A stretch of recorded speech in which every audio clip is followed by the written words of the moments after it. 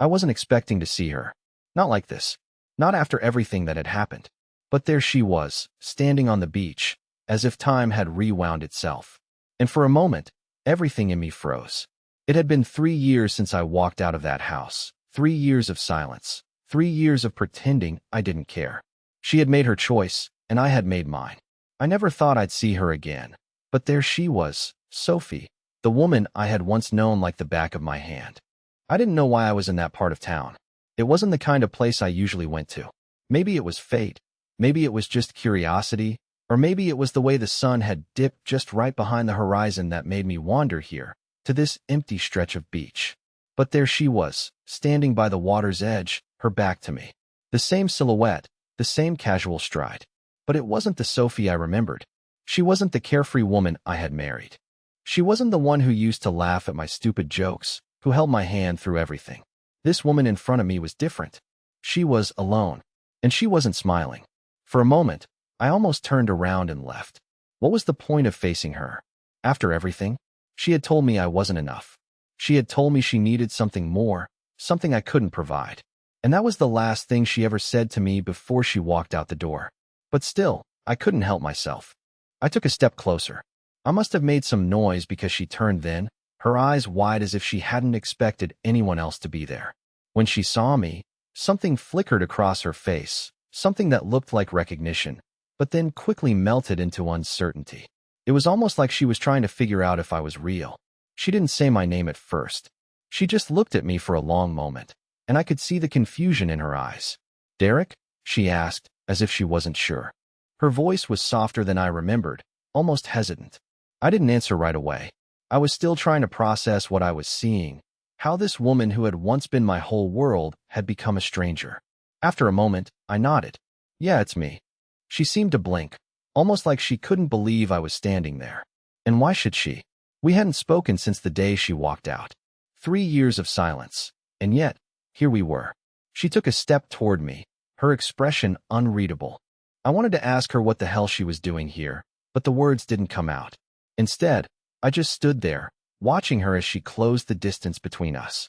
"I didn't think I'd ever see you again," she said, her voice barely above a whisper, her eyes drifting from my face to the ground. It was almost like she was apologizing without saying the words. I wasn't sure how to respond to that. Did she expect me to forgive her? Did she think I'd forgotten everything? "You didn't want to see me," I said quietly, and I could feel my voice crack slightly. I hated that I still cared, but I couldn't help it. It had been 3 years, and the hurt still felt raw. "You made that clear the last time we talked." Her face faltered, and for the first time, I saw her vulnerability. I wasn't used to seeing her like this. Sophie was always so confident, so self-assured. But now, standing in front of me, she looked human. "I'm sorry," she said, her words coming out with a sincerity I hadn't heard from her in years. "I never meant to hurt you." But I couldn't accept her apology. Not just like that. Not after everything that had happened. The lies, the distance, the betrayal. "I don't know if I can believe that anymore," I replied, my eyes meeting hers. "It's too late for apologies, Sophie." She seemed to shrink back at my words, and I could see the guilt in her eyes. But I didn't feel sorry for her. Not anymore. For a long time, I had wondered what would happen if I ever saw her again. I used to think I'd be angry, that I'd yell at her, demand answers. But now, as I looked at her, I realized something. I wasn't angry. I wasn't even upset. I was just numb. I had spent so much time trying to heal, trying to move on, that I didn't know how to react to her anymore. "I'm not the same person I was when you left," I said, my voice steady. "I'm not angry at you anymore, Sophie. I'm just done." She looked like she wanted to say something, but the words never came. Instead, she simply nodded, her eyes tearing up. But she didn't wipe away the tears. She just let them fall. We stood there, just the two of us, on that quiet beach, watching the waves roll in. It was almost surreal. I had spent so long avoiding this moment, and now that it was here, I didn't know what to do with it. Finally, I turned away, walking toward the boardwalk. I didn't look back, because in that moment, I realized something. We were both strangers now, and maybe that was the way it was always meant to be. The days that followed that encounter felt like a haze. I had almost convinced myself that seeing Sophie again would bring some form of closure. Instead, it only left me feeling more lost, more uncertain. I had thought that I was done with her, that I had moved on, but the truth was, I wasn't. Not completely. Not yet. It had been years since I felt anything like this. I'd spent 3 years rebuilding my life, one brick at a time. I'd thrown myself into work, into my routine, tried to bury the memories that haunted me like shadows in the dark. The house felt emptier without her, but I had convinced myself that the emptiness was my freedom. After everything she did, after the way she walked away, I shouldn't have cared. I shouldn't have wanted answers. But damn it, I did. I tried to go about my life. Work was busy. I had clients to meet, projects to manage, a business to run. But no matter how hard I tried, my mind kept drifting back to that moment on the beach. Sophie standing there, looking at me with those same eyes that had once loved me, but now seemed full of regret. I couldn't stop thinking about the silence between us, the way she apologized without really saying anything. I spent the next few days in a strange limbo, trying to act normal around my friends and family, but I couldn't shake the feeling that I was just going through the motions. Everything around me felt like a distant echo. It wasn't until a week later that Sophie reached out to me. She texted me early in the morning, a simple message that said, "Can we talk? I owe you that much." I didn't want to reply. I didn't want to open that door again. But something in her message felt different, more genuine.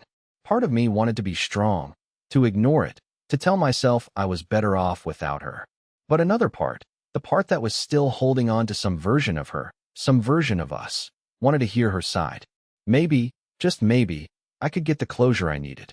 I agreed to meet her that evening. I told her to meet me at the local park, somewhere neutral. I wasn't ready to invite her back to my house. I wasn't ready to have that old life reintroduced into my world. When she showed up, I barely recognized her. She looked different. The woman who once walked with so much confidence, so sure of herself, now looked like she was carrying the weight of the world on her shoulders. Her eyes were red, her face drawn and tired, like she hadn't slept in days. I had expected her to be calm, composed, like she always used to be, but she wasn't. Sophie was shaking as she stood in front of me, her hands trembling as she pushed her hair behind her ear. "I didn't know where else to go," she said, her voice breaking. "I thought maybe you'd want to hear me out." I just nodded, unsure of what to say. I didn't want to give her the satisfaction of thinking that I was still emotionally invested, but at the same time, I wanted to know what had happened. Why had she done it? Why had she left? I needed answers. "I know I hurt you," she continued, her voice trembling now. "I'm not asking for your forgiveness. I don't deserve that. But I need you to understand something." I was silent, watching her closely. For a long moment, she just stood there, looking down at her feet, as if she was trying to find the words. Finally, she spoke again, her voice soft but urgent. "I wasn't happy, Derek. I thought I could find something else, something I thought I was missing. But I was wrong. I've never felt more alone than I do now." I couldn't believe it. This wasn't the apology I was expecting. It wasn't some explanation that made everything okay. It wasn't some simple fix to the broken pieces of our past. No, it was the raw, painful truth. The truth that she had been searching for something outside of our marriage, and in the process, she had destroyed everything. I opened my mouth to say something, but no words came out. The hurt was too much, and I wasn't ready to let her off the hook so easily. After everything, after the years of my own loneliness and confusion, I wasn't sure I could just forgive her and move on. But she wasn't finished. She reached into her bag and pulled out a letter. "This is for you," she said, her voice barely above a whisper. "I wrote it a while ago, but I didn't know how to give it to you." I took the letter from her hand, my fingers brushing against hers, and I felt a strange sense of déjà vu. The letter felt heavy in my hands, like it contained everything I needed to hear. But I wasn't sure I was ready to read it. I didn't know if I was ready to relive the pain. Sophie stepped back, her eyes pleading for me to understand. "Please, Derek, I need you to know that I'm not asking for anything. I just want you to know the truth." I looked at the letter for a long time, the weight of it in my hands feeling like a decision I wasn't sure I could make. Sophie had broken me once before, but now she was standing here, asking for the chance to explain herself. I didn't know what I would do with this second chance, but I knew that I couldn't just walk away from this moment. With a deep breath, I opened the letter. As I began to read, every word seemed to echo in my head, and with each sentence, the pieces of the puzzle started to fall into place. The truth wasn't what I expected. It was far worse, and far more complicated than I could have ever imagined. But in that moment, I realized something. The person I thought I knew, the woman I thought I had spent my life with, was a stranger now. And this wasn't just about her betrayal. It was about what I had become, too. This story, this relationship, wasn't just hers to explain, it was mine to untangle. And it would take more than a letter and an apology to make it right. I don't know how long I stood there, staring at the letter in my hands. The words Sophie had written were sharp, each line sinking deeper into me. But as I read, something inside me started to shift. It was like everything I had been burying for years, every ounce of pain, every bit of confusion, came rushing to the surface. She didn't just apologize. She didn't just explain her actions. No, she went deeper. She talked about her feelings of being trapped, about how, over the years, she had convinced herself that our life together wasn't enough. She described moments, little things I never noticed, the way she felt when I was so busy with work and the kids that I didn't pay attention to her needs. She wrote about how she had tried to talk to me about it, but each time she did, I brushed it off, thinking it was just a phase. She said she needed to feel something more, and that led her to him. But it wasn't just about him. Sophie confessed that she had been searching for validation, for something to make her feel like she mattered outside of the roles she played. Wife, mother, employee. It wasn't about love, she said. It was about feeling seen, feeling desired, feeling like she was someone other than just Sophie, Derek's wife. The words hit me hard. I could feel my breath catching in my chest, the ache of realization slowly suffocating me. For all the years I spent thinking I was doing the right thing, for all the times I believed I was being the good husband and father, I had missed it. I had missed her. I had missed what she truly needed from me. And in doing so, I had pushed her away. But it wasn't just about what she needed. It was about what I had done, or rather, what I hadn't done. Sophie had been so wrapped up in trying to find herself, to fill the void inside her, that she lost sight of what really mattered. But so had I. I had stopped seeing her, stopped hearing her. I had been so consumed with my own life, my own world, that I couldn't see that the woman I loved was quietly crumbling beside me. By the time I finished reading, I was numb. It was like I had just stepped out of the fog, and everything around me became painfully clear. The pain I felt wasn't just because of Sophie's betrayal, but because of my own failure to see her, to truly know her. I folded the letter and handed it back to her. She hadn't moved, hadn't said anything. I could see the fear in her eyes, the hope that somehow, just maybe, I would find it in myself to forgive her. But I didn't know if I could. I didn't know if I could ever go back to the person I was before all of this. I wish you would have told me, I said, my voice quiet but firm. I wish you would have told me how you were feeling. I didn't know how, she replied, her voice small, fragile. I thought you'd leave me if I said anything. I thought you'd just tell me it wasn't a big deal, like you always did. Her words stung. I wanted to scream at her, tell her that it wasn't true, that I would have listened. But deep down, I knew she was right. I had been blind to her needs, wrapped up in my own world, assuming everything was fine because we went through the motions. We had a house, a family, everything on the surface looked perfect, but beneath it, everything was falling apart. Sophie's eyes filled with tears, and I could see the guilt in her expression, the regret for everything that had happened. I made a huge mistake, she whispered, almost to herself. And now I've lost you. I don't know what to do anymore. For a moment, I felt a flicker of something, compassion, maybe, or just a desperate need to make sense of everything. But then it faded, replaced by a deeper, more painful realization. She wasn't the only one who had lost something. I had lost myself in this relationship, lost my sense of what mattered. And now, I didn't know where to go from here. I stood up, my legs shaky. I felt like I was suffocating, like I couldn't breathe. This wasn't just about us anymore. It was about the person I had become, the person who ignored the warning signs, who put work and routine above everything else. Derek, Sophie called softly as I began to walk away. I stopped but didn't turn around. I didn't know if I was ready to face her again.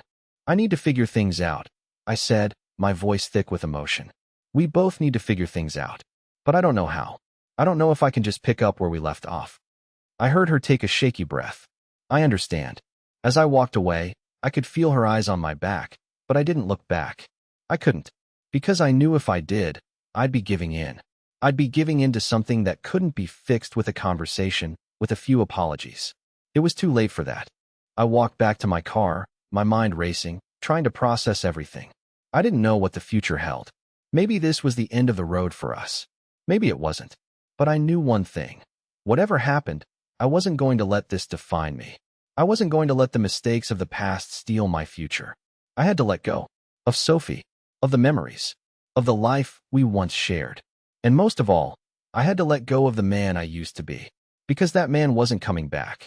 The next few days felt like they were dragging on forever. I kept thinking about Sophie's words, about the letter, about the things she said she was searching for. It wasn't the first time I'd heard someone talk about feeling lost in a relationship, but somehow, hearing it from Sophie, the woman I had shared my life with for years, felt like a punch to the gut. I thought about the times when I had been distant. I thought about all those moments when Sophie had looked at me with eyes full of longing, and I had brushed it off as nothing more than a fleeting feeling. I never realized how deep her loneliness had run, how much she had been hurting without me even noticing. I kept myself busy, trying to distract myself from everything.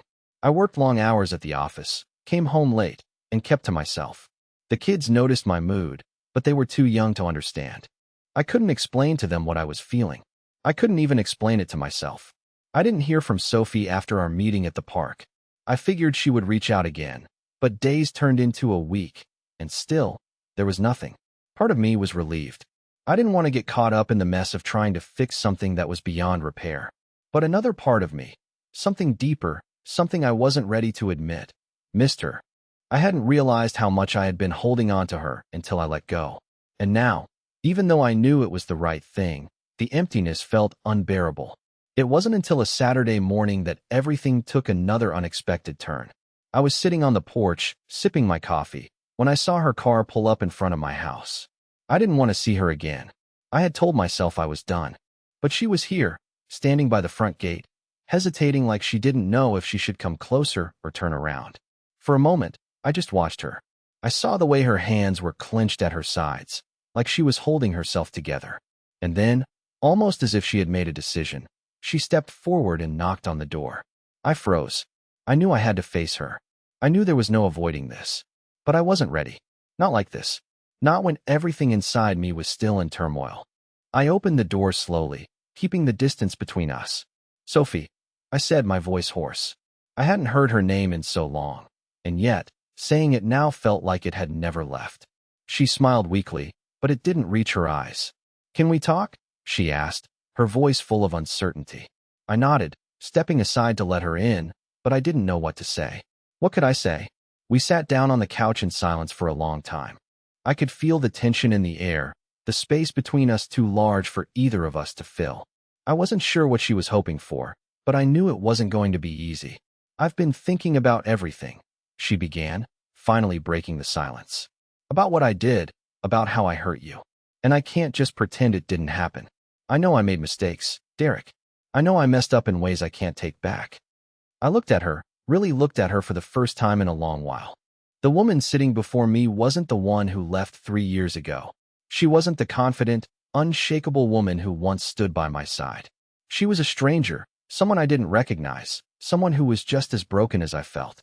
"I've hurt you too," I said quietly, my voice thick with emotion. "I never saw it. I never noticed that you were slipping away. I was so caught up in my own world, Sophie. I didn't see you." She looked away, guilt written all over her face. "I wasn't perfect either," she whispered. "But I think I made myself believe that I could find something else, that I could fill the emptiness inside me. I didn't realize how much I was pushing you away." I didn't know what to say to that. I wanted to tell her that I understood, that I forgave her, but I wasn't sure I could. The pain of her betrayal still lingered too deeply. The thought of her with someone else, someone who had made her feel seen and wanted in a way I never could, no matter how hard I tried, was still too fresh. "I don't know if I can forgive you, Sophie," I said, my voice steady but laced with uncertainty. "I don't know if I can forget everything that happened. What you did, it changed everything." "I know," she replied, her voice breaking. "And I'm not asking you to forget. I don't deserve that. I just want you to know that I'm sorry. For everything." Her words hit me harder than I expected. I didn't know if I wanted to hear them, but I knew I needed to. I needed to understand that she wasn't just apologizing because she felt guilty. She was apologizing because she understood the gravity of what she had done. But that didn't make it easier. It didn't make it okay. I don't want you to fix this, Sophie, I said, my voice quieter now. I want you to understand that this is something I have to fix on my own. She nodded, tears welling up in her eyes. I understand. And I'm sorry for making you feel like you had to fix me. I should have never done that. There was a long silence between us, but it wasn't awkward. It wasn't filled with anger or resentment. It was filled with understanding, with two people finally facing the truth of what had happened. But the question lingered. Could we ever move past this? I don't know where to go from here, I admitted. I don't know if there's a way back to what we had. Sophie's eyes searched mine, her expression full of longing and regret. I don't think we can go back, Derek. But maybe we can move forward. I wasn't sure if I believed her. I wasn't sure if I believed anything she said anymore. But I knew one thing for certain. The life I had lived before this moment, the life I thought was real, was gone. And whether I liked it or not, I had to move forward too. It had been 2 weeks since Sophie came to my door, and the silence between us seemed to stretch on forever. There were no clear answers, no signs that anything would ever go back to what it had been. We hadn't spoken much since that day. I couldn't bring myself to open up again, not to her, not to anyone. I was still processing everything she had said, everything she had done, and I realized, deep down, that I was still holding on to something, even if I didn't want to admit it. The strange thing was, I wasn't angry anymore. I had thought I would feel rage, would feel some overwhelming desire to get revenge, to make her pay for everything she had put me through. But it wasn't like that. Instead, there was just a numbness, a weariness. I wasn't sure who I was anymore, not in relation to her. I had spent years building a life with someone who had so easily torn it all apart. I had made her my world, and she had left. I kept busy with work, throwing myself into the tasks that had been my anchor for so long. Landscaping jobs, client meetings, hours spent with my hands in the dirt, just trying to feel grounded again. It was strange how something so simple could keep me from losing myself completely. But the evenings were harder. The quiet, the emptiness that filled my house without the sound of her laughter, without the mundane conversations we used to have. It was a silence I couldn't escape. One night, as I was sitting alone in the kitchen, a knock came at the door. I wasn't expecting anyone. It was late, and I figured it was probably one of the neighbors asking for something trivial, maybe borrowing a tool or asking about a garden project. But when I opened the door, it wasn't a neighbor standing there. It was Sophie. She was standing there in the dim light, looking unsure of herself, as if she had no idea what kind of reception she would get. I could tell she had been crying. Her eyes were red, her makeup smudged. She looked tired, like she hadn't slept in days. For a moment, I just stood there, unable to speak, unsure of what to say. "Derek," she said quietly, her voice low and hesitant. "Can we talk? Just for a minute?" I didn't want to let her in. I didn't want to reopen the wound that still hadn't healed. But something in her voice, something in the way she was standing there, vulnerable and almost desperate, made me take a step back. "Come inside," I said, reluctantly. The moment the door closed behind her, I knew this wasn't going to be just another conversation. She took a deep breath, her shoulders sagging like the weight of the world was on her. I didn't offer her a seat. Instead, I stood there, watching her carefully. The air between us felt thick, heavy with everything unsaid, everything left unresolved. "I don't expect you to forgive me, Derek," Sophie began, her voice shaking slightly. "I don't even expect you to want to hear from me again. But I had to come here. I've been thinking, and I've been wanting to tell you something I should have told you a long time ago." I didn't respond. I didn't know how to. Part of me wanted to hear her out, wanted to listen to whatever she had to say. But the other part of me was still hurt, still scarred by everything that had happened. "I left because I thought I was doing what was best for both of us," she continued, her hands trembling slightly as she spoke. "But now I see that I was just running away from the hard truths, running away from myself." I remained silent, my arms crossed, my mind racing. Her words felt like they were piercing me all over again. This wasn't the same woman who left 3 years ago. She had changed. Whether I liked it or not, she had evolved. But did I want to hear about the evolution? Did I want to know how she had come to the realization that everything we built was a lie? "I had an affair," Sophie whispered, almost as if she was speaking to herself more than to me. The words hung in the air, heavy and suffocating. I thought that if I could find someone else, if I could make myself feel important again, I would be happy. But it wasn't like that. It wasn't the answer I was looking for. It only made things worse. I ended up more lost than before. I didn't flinch. I didn't react. I just stood there, listening. Her confession didn't surprise me, not really. Somewhere deep down, I had always known.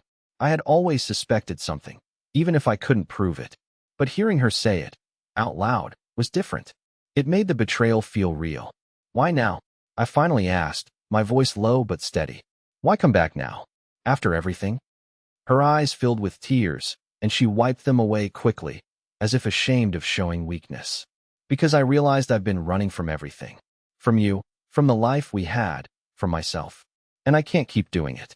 I don't want to keep doing it. I took a deep breath, my chest tightening. And what do you want from me, Sophie? What do you expect me to do with this? I don't expect anything, she said, shaking her head. I just wanted you to know the truth. To know that I understand now. That I see everything clearly. And that I'm sorry. I'm so sorry. Her apology felt hollow. It wasn't because I didn't believe she was sincere. It was because the damage had already been done. Her words couldn't erase the years of pain. The nights I spent wondering where she was, who she was with. They couldn't undo the years I wasted hoping she would come back to me. Hoping she would change. I don't know if I can just accept your apology, Sophie. I said, my voice rough. I don't know if I can ever look at you the same way again. She nodded, as if she had expected me to say that. I don't blame you. I know I don't deserve your forgiveness. I stood there in the silence that followed, the weight of the moment settling over us like a heavy blanket. I didn't know what to say next, or if I even wanted to. But one thing was clear, this wasn't just about her anymore. It wasn't just about the betrayal. It was about me, about what I needed, what I wanted, and whether I could ever move forward from everything that had happened. I couldn't answer her right away. Not yet. I didn't know what the future held, but I knew one thing for sure. The past was over. And now, it was up to me to figure out how to live in the aftermath. It was strange how life sometimes presented you with answers when you weren't ready for them. Standing in my living room, with Sophie's eyes locked onto mine, everything seemed to hang in the balance. She had confessed her truth, stripped herself of the pretense that had held her together for so long. And yet, it felt like we were still worlds apart. The silence between us was thick, as if every word had already been said and nothing could undo the damage. Her apology was raw, genuine even, but it wasn't enough. How could it be? Words, no matter how sincere, couldn't erase the years of hurt, the long nights of wondering if she was with someone else, the moments when I was sure I'd lost her, but held on anyway. And yet, she stood here, asking for forgiveness, for a second chance. She wanted to heal the past, but was that even possible? I wanted to believe in redemption. I wanted to believe that people could change, that we could pick up the pieces and rebuild, but something inside me told me that this moment was the final chapter of a story that had already ended. How could I return to the man I was before? How could I trust her again, when trust had been shattered beyond recognition? Derek, she said softly, her voice trembling slightly. I know I've hurt you in ways I'll never be able to take back, but I need you to understand something. I'm not the same person I was when I left. And I know that doesn't mean everything's okay, but I've changed. I see everything differently now. I wanted to tell her I didn't believe her. I wanted to say that the person she had become wasn't someone I could ever reconcile with, that the love I once had for her had turned to dust. But I didn't. Instead, I just stood there, numb, unsure of what I was supposed to feel. You're right, I finally said, my voice low and controlled. You're not the same person you were. Neither am I. I wasn't sure where the words were coming from, but they felt like the truth. And I don't think I can just forget what happened. I don't think I can erase the past. We can't go back, Sophie. It's too late for that. She looked at me, her face full of regret, but I couldn't find any sympathy for her. I didn't want to hate her. I didn't want to carry that kind of weight. But it was hard not to when I felt like the person I had been was slipping away, replaced by a man who was broken, who didn't know how to forgive the person who had torn him apart. I know, she whispered, her voice breaking. I never expected you to forgive me. I never thought I could fix what I broke. But I had to try. I had to let you know how sorry I am. I closed my eyes for a moment, taking a deep breath, trying to process what she was saying. This wasn't about her anymore. This was about me.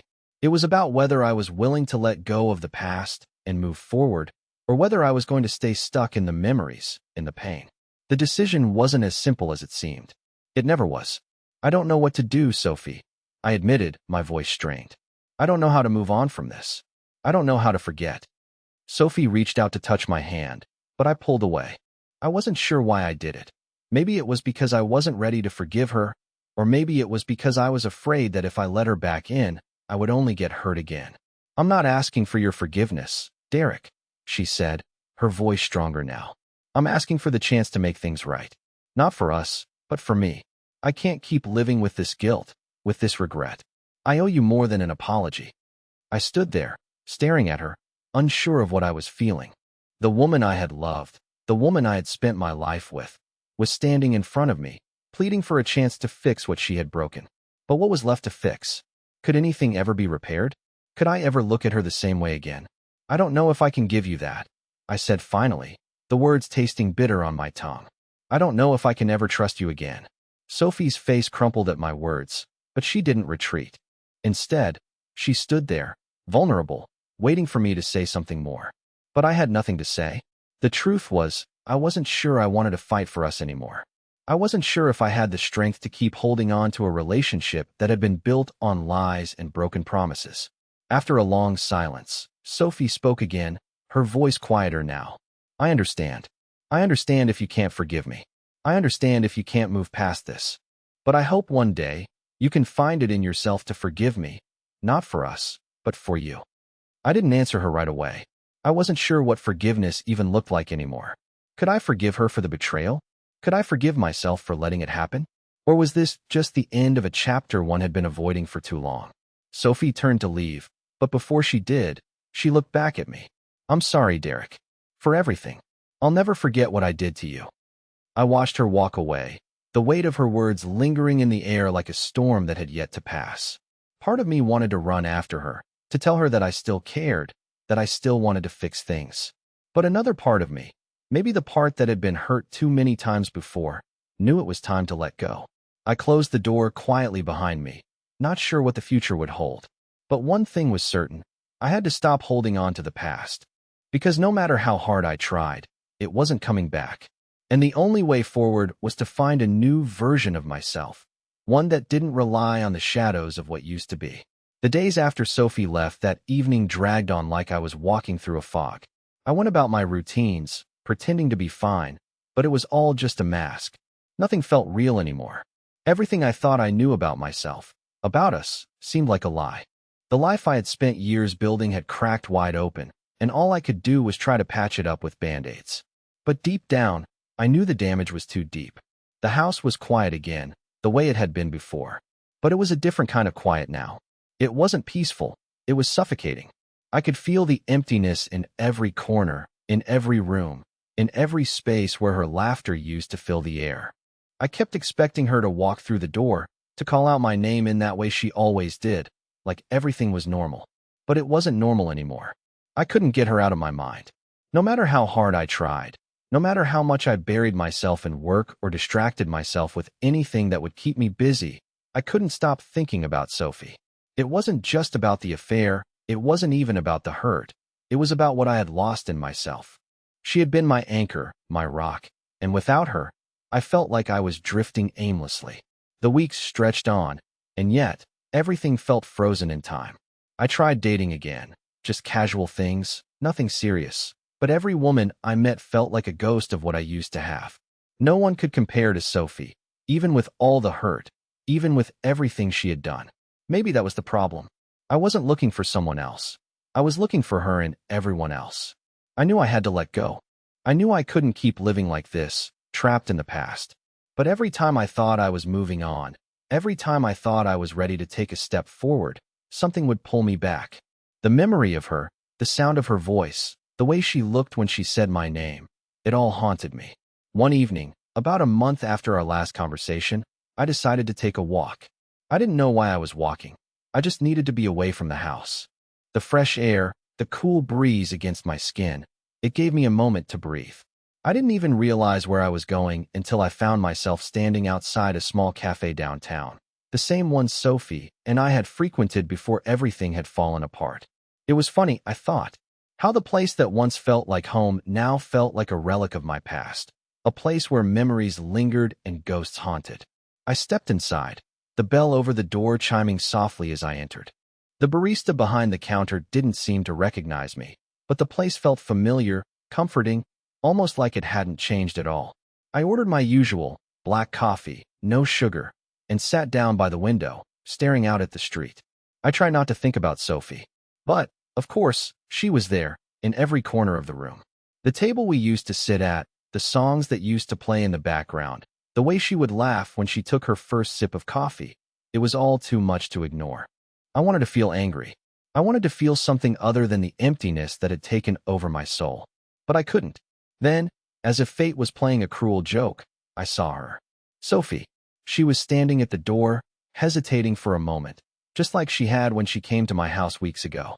I could see her scanning the room, and when her eyes met mine, it was like time stopped. For a moment, everything in my mind went blank. I didn't know what to do, what to feel, or even what to say. It was like I was standing still while the world moved around me. Sophie didn't approach me right away. She took a deep breath, like she was steeling herself for something. Then, with a small, uncertain step, she walked toward me. My heart was pounding in my chest, and my breath caught in my throat. I wanted to run. I wanted to avoid this moment, avoid the inevitable confrontation. But I didn't move. I stayed in my seat, frozen, watching her come closer. I didn't think I'd see you here, she said quietly, standing a few feet away from my table. Her voice was shaky, like she was unsure of herself. I could see the vulnerability in her eyes, and it made everything inside me twist. I wanted to tell her to leave, to walk away, to stop coming into my life and dragging me back into the mess she had created. But the words didn't come. Instead, I just nodded, my throat too tight to say anything. I'm sorry for showing up like this, Sophie continued, her hands nervously adjusting the strap of her purse. I know this isn't what either of us needs, but I didn't know where else to go. I didn't answer right away. The silence stretched between us, uncomfortable and thick with everything we had never said. Finally, I spoke, my voice hoarse. Why are you here, Sophie? After everything, why now? She hesitated, looking down at the floor before meeting my gaze again. I don't know, she whispered. I can't keep pretending that I'm fine. I can't keep running away from the mistakes I made. I know I hurt you, Derek, and I don't know how to make it right. But I'm here because I want to try. I stared at her, my emotions a swirling mess inside. I wanted to scream at her, to tell her that nothing could fix what had been broken, that she had left me with nothing but the ruins of what we had. But I didn't. I just sat there, my heart aching, torn between the memories of what once was and the reality of who she had become. I don't know if I can try again, I finally said, my voice barely above a whisper. I don't know if I can go back to where we were. I don't think we can ever go back. Sophie's face fell, and I saw the tears welling in her eyes. She blinked quickly, as if trying to hold them back. I don't want to go back, Derek, she said, her voice breaking. I don't expect you to forgive me. I just wanted to be honest with you. I wanted to be here, even if it's too late. There was nothing more to say. We sat in the quiet, the words between us hanging heavy in the air, and for the first time in a long while, I realized something. The past was gone. It had slipped through my fingers, and there was no bringing it back. All that was left was the decision of what I would do with what was left, the pieces of me, of us, scattered in the aftermath. And in that moment, I knew that this was the beginning of the end. Whether it was the end of our relationship or the end of the man I used to be, I couldn't tell. But I could feel it. The change was coming. And no matter how much I wanted to hold on to the past, it was time to let go. The silence that filled the space between Sophie and me was different now. It wasn't the uncomfortable silence of unspoken words or unresolved tension. No, this time, it felt like a quiet understanding. We were standing at the edge of something, both of us unsure of what the next step would be, but knowing we couldn't stay where we were forever. Sophie wiped her eyes, taking a deep breath. I'm sorry, she said again, but there was something in her voice now, something raw and real. It wasn't just about her mistakes anymore. It wasn't about asking for forgiveness or seeking redemption. It was simply about being honest, about facing the truth of what had happened and taking responsibility for it. I know, I replied softly. And I'm sorry too. Sophie looked at me, her eyes wide with surprise. Sorry? What do you mean? I'm sorry that I didn't see you. I didn't listen to you when you needed me the most. I was so caught up in everything else that I lost sight of the most important thing, you. I paused, feeling the weight of those words settle inside me. I'm sorry for not being the man you needed. There was a long pause. For the first time in months, I felt like I was speaking the truth, like I wasn't hiding behind the pain anymore. I wasn't angry at her. I wasn't holding on to the past with a vice grip, afraid of letting go. It was like a weight had been lifted off my shoulders, and I could finally breathe. Sophie's eyes softened, and a small, tentative smile tugged at the corners of her lips. Do you think we could start over? Not go back, but move forward? Maybe, as two people who have learned the hard way?